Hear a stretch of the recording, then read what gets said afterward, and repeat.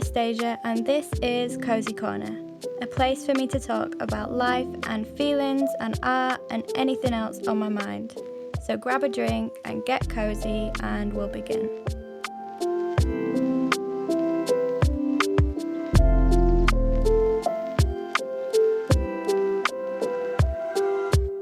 Hi everyone, it's me. It's taken me 6 times to record this podcast because I feel so self-conscious, but I'm just going to go for it. So this is the version you will hear. If you're hearing this now, can you give me a little woo because I did it. Anyway, I hope you are doing well. I hope you're having a good week so far. I just really wanted to talk to you today about art. So, as the title suggests, I believe that art is for everyone, and I always say it all the time, always talking about it, but I don't feel like I've ever really explained why I feel that way or what it even means to me. So here I am. I am going to vent to you and maybe rant to you for the next, let's say, 15 minutes or so about art and why I think it's for everyone and my own experiences of why it isn't really for everyone right now, but it should be. So for background, if you didn't listen to my How I Started My Business podcast episode, I just wanted to give you a little recap because I talk about some of this stuff in that episode.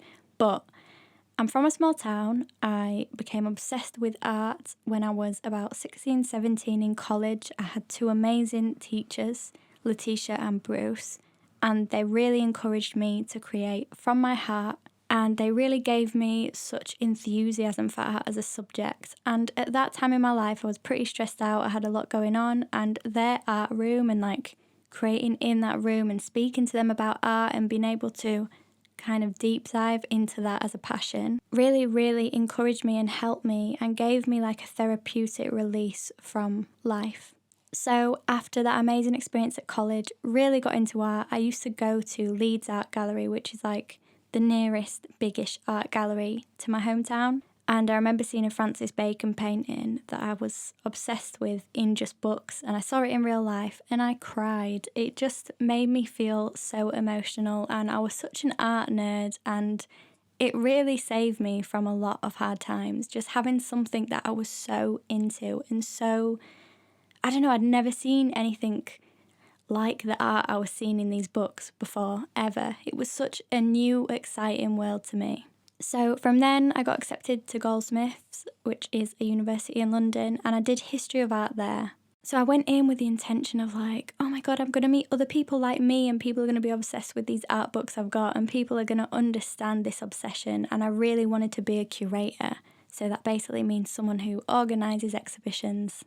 The reality is I got there and none of the cool kids wanted to be my friends. They all had big art qualifications already. They knew loads about art. They'd been to loads of the major galleries. They had parents who had art in their house, famous art. Some of them even knew artists, millionaires' kids that parents collected art, and it was just a totally different world, and I really didn't connect with any of these people, and none of them wanted to really be my friend, and it just felt very cliquey. I don't know if that's the right word, but it definitely wasn't what I expected.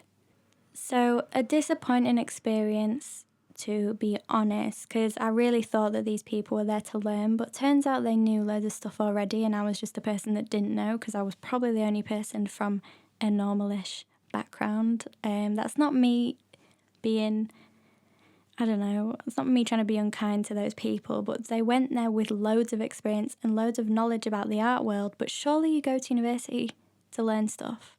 But anyway, I just didn't connect at all, and for some clarity, both my parents are amazing, but none of them have any art education or even any university level education, and I'm very proud of my parents for that, but these people that I was interacting with at university had a background in the arts. They had parents who, were familiar with the theatre or big galleries or famous artists and went to exhibition openings, and it was just something I couldn't relate to.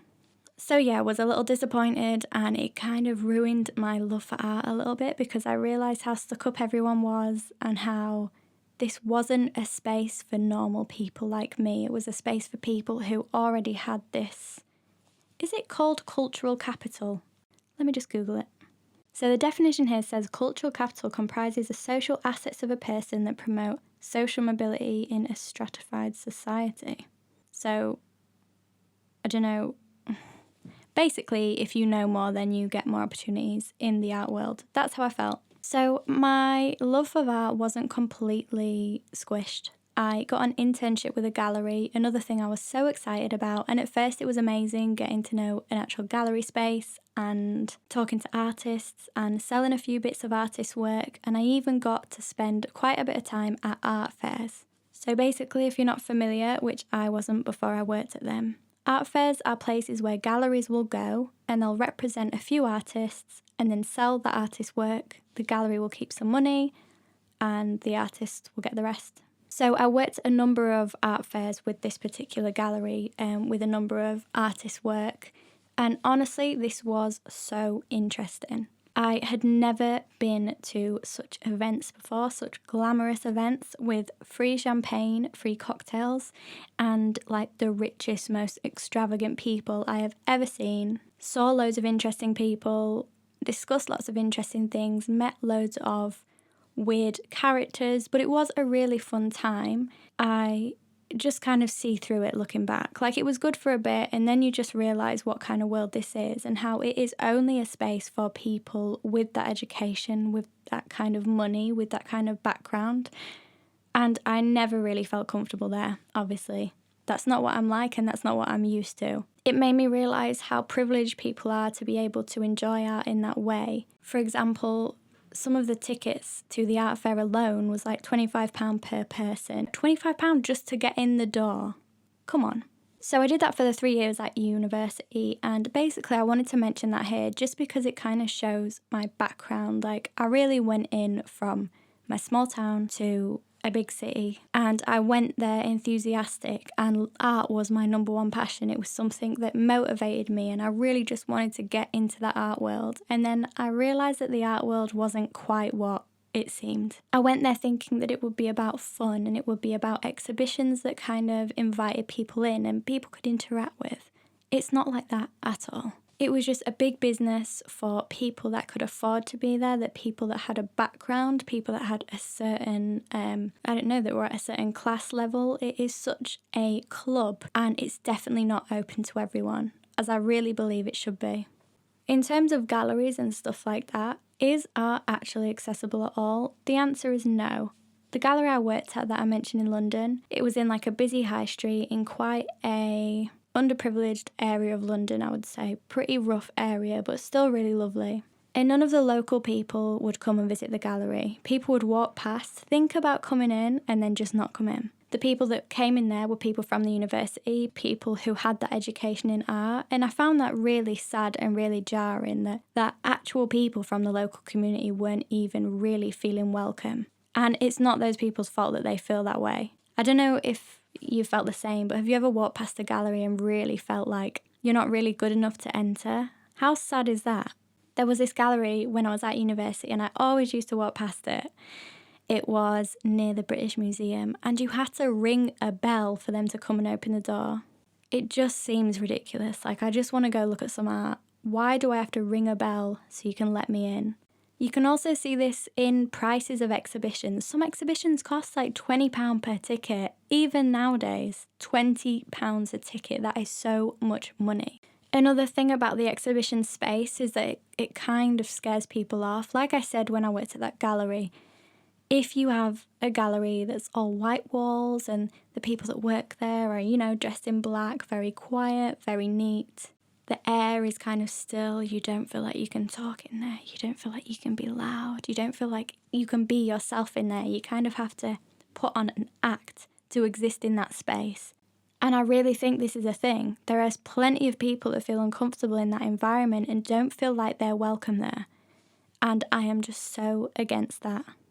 I really believe that art is a right. Like, we all should be able to enjoy that regardless of our background, regardless of if we could go to university, regardless of our education level, regardless of any experience. We should be able to enjoy art. We should have free spaces, free art, public art that people can enjoy. Art is therapeutic to people. Art is so magical. And I think of what it did to me when I was at college, growing up in a small working class town and not having a motivation until I found art.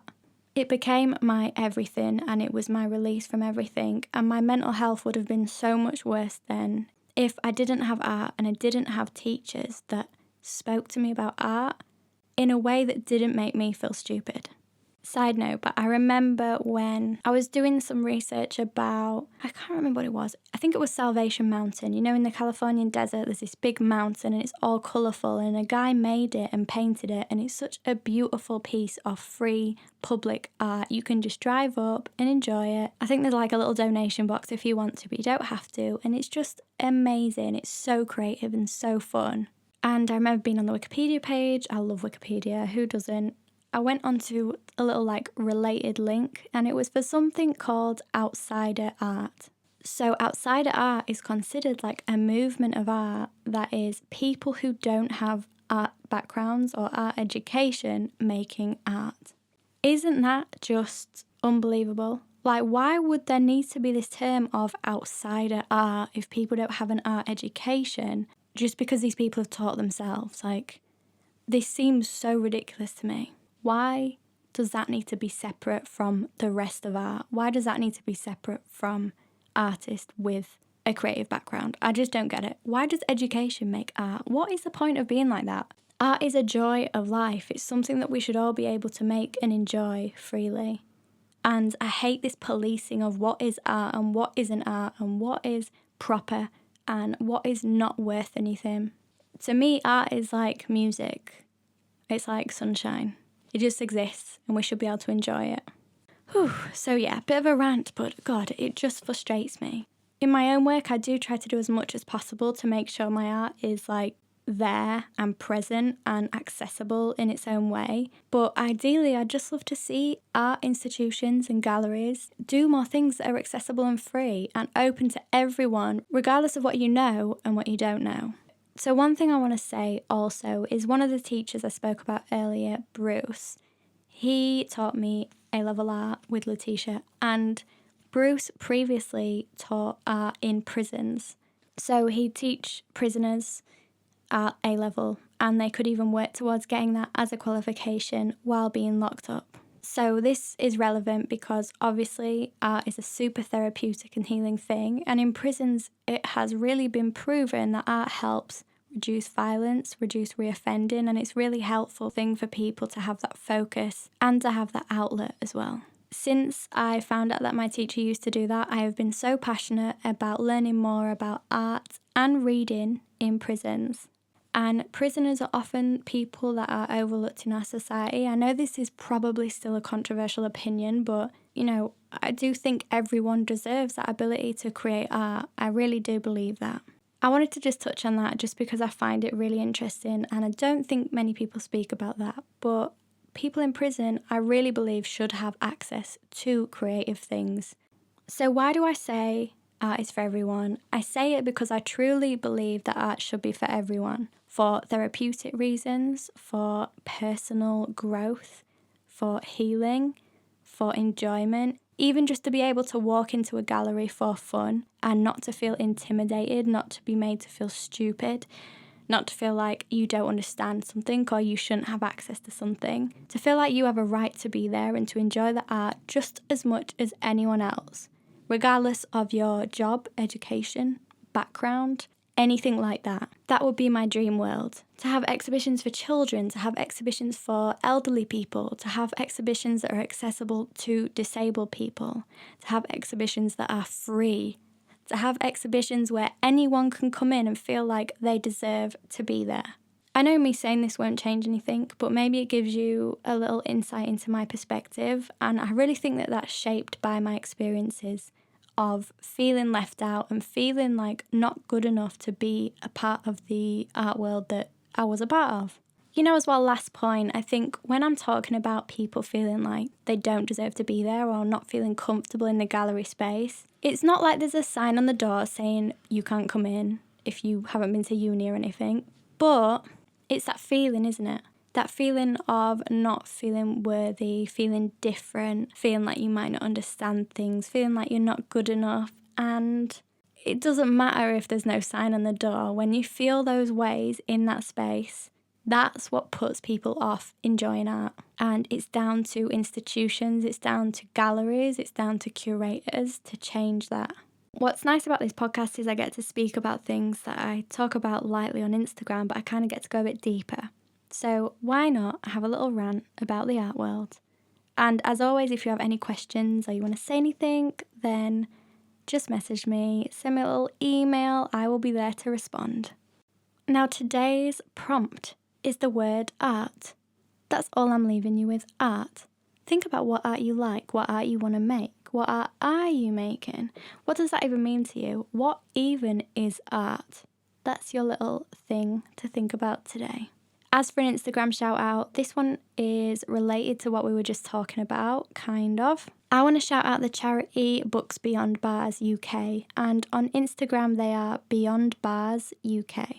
They are a UK charity based in Manchester, and they send books and other resources to incarcerated LGBTQIA plus people. I know we were talking about art in prisons in this episode, but books in prisons are equally as important and therapeutic. And for me, reading has made a huge difference in my life, so I can only imagine what it does for people that are incarcerated. Okay, I'm going to wrap this up here. Thank you so much for listening. This was so lovely and it was nice to get all that out. I just hope I explain myself and express myself properly. But then why am I even worried about that? I should just speak on my truth, right? Why should I care about the words I use or the way I say things? As long as it comes from the heart and I be honest with you, then I think it's a good thing. Hope everyone has such a sweet day. If you're listening to this right now, I'm sending you a hug through the air, through your ears. Can you feel it? It's coming right now. Thank you for listening. Thank you for being amazing. And I will catch up with you soon. Bye for now. Bye, bye, bye, bye, bye.